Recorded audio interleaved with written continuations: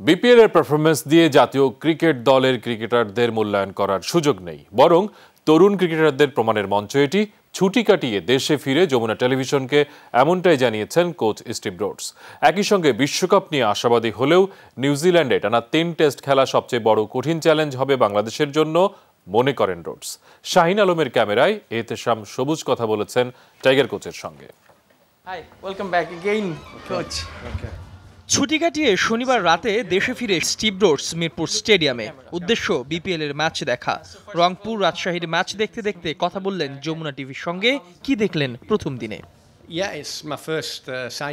দায়িত্ব নেয়ার পর এটি আমার প্রথম বিপিএল। কাল রাতে পৌঁছেই একটি ম্যাচ দেখেছিলাম। অনেক হাই প্রোফাইল বিদেশি ক্রিকেটার এসেছে এবারের আসরে। তাদের সাথে খেলাটা তরুণ ক্রিকেটারদের অনেক কাজে দেবে। কোচ হিসেবে দেখতে থাকবো কে কে নজর কাটতে পারে। বিপিএলে বল হাতে দেশি ক্রিকেটাররা আলো ছড়ালেও ব্যাট হাতে নিষ্প্রভ ঘরের ছেলেরা।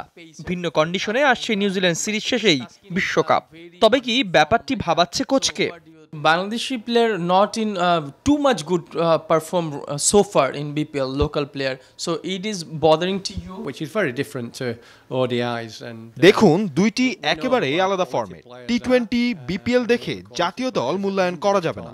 আমরা জানি কোন ক্রিকেটাররা আমাদের সার্ভিস দিচ্ছে আর কারা আমাদের পরিকল্পনায় আছে। তাছাড়া বিপিএল এ বিদেশি ক্রিকেটার থাকায় অনেক লোকাল ক্রিকেটারই সবসময় সুযোগও পায় না। দুটি একেবারেই আলাদা বিষয়। তবে কোচের চোখে বিশ্বকাপের চেয়ে বড় চ্যালেঞ্জ হবে নিউজিল্যান্ডে সাদা পোশাকের লড়াই। Have any special plan for upcoming New Zealand series and World Cup?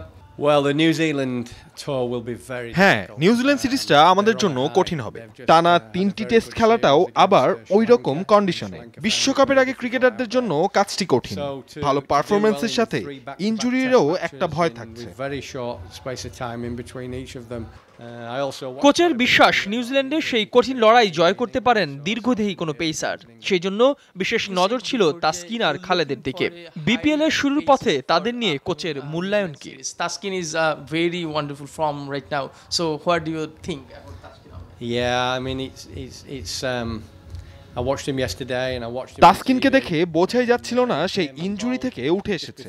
বেশ আত্মবিশ্বাসী মনে হচ্ছিল। সে 140-এর উপর গতিতেও বল করতে পারে। আমি আগেও বলেছিলাম গতির সাথে উচ্চতা ভালো এমন বোলাররাই নিউজিল্যান্ডে ভালো করবে। কোচের কথায় হিসাব মেলালে এটা বোঝাই যাচ্ছে। নিউজিল্যান্ড সিরিজে ফিরছেন তাসকিন আহমেদ।